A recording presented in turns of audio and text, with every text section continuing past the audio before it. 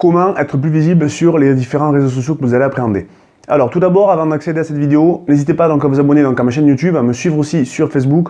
Je partage avec vous des conseils très pratiques et je vous aide à comprendre un peu plus de façon professionnelle comment il faut publier sur les réseaux sociaux, comment il faut communiquer et comment vous pouvez aussi bénéficier des différents pouvoirs, je le dis pouvoirs des réseaux sociaux, pour être plus visible et générer du business.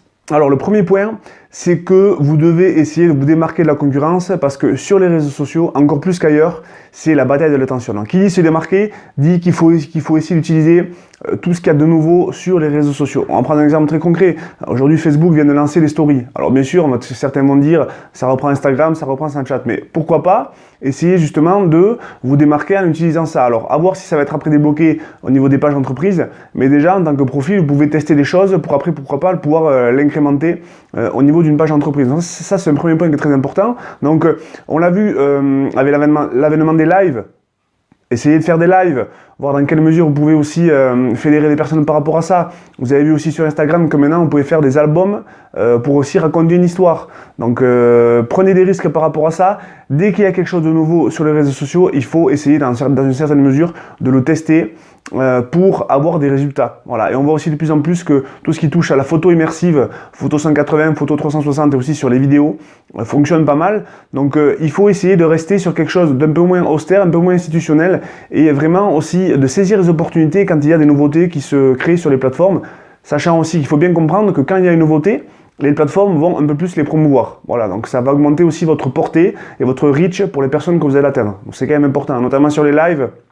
Sur les lives, il y a à peu près ce que dit Facebook, c'est qu'il y a à peu près 50% de reach en plus, naturel, quand vous faites une publication. Voilà, 50%. Je pense que c'est quand même à prendre en compte aussi quand vous voulez toucher des personnes pour votre business. Ça, c'est le premier point.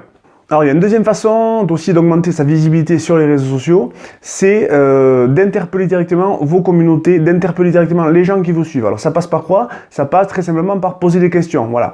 De cette manière, on invite directement à gérer une conversation avec les gens. Voilà.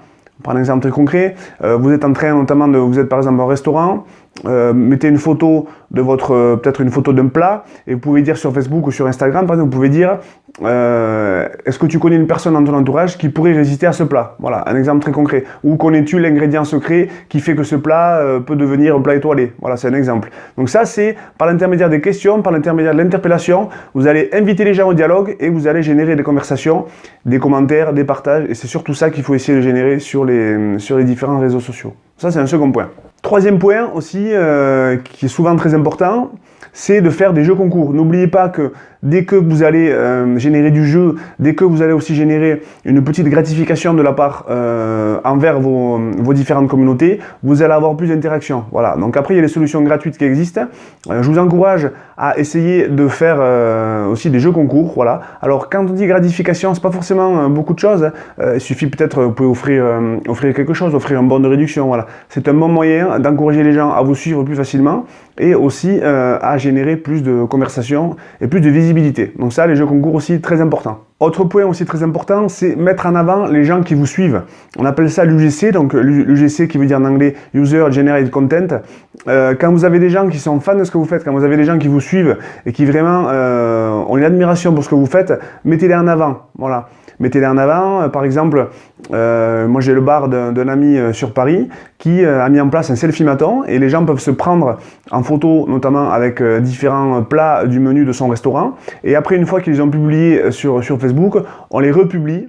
Donc en fait, par cet intermédiaire, on valorise les personnes et on valorise aussi leur côté narcissique. Donc ça aussi, c'est quand même très important. Donc dès que vous avez des gens qui parlent de vous sur les réseaux sociaux, essayez dans une certaine mesure de les republier pour montrer déjà qu'on parle de vous et aussi pour valoriser les gens qui vous suivent.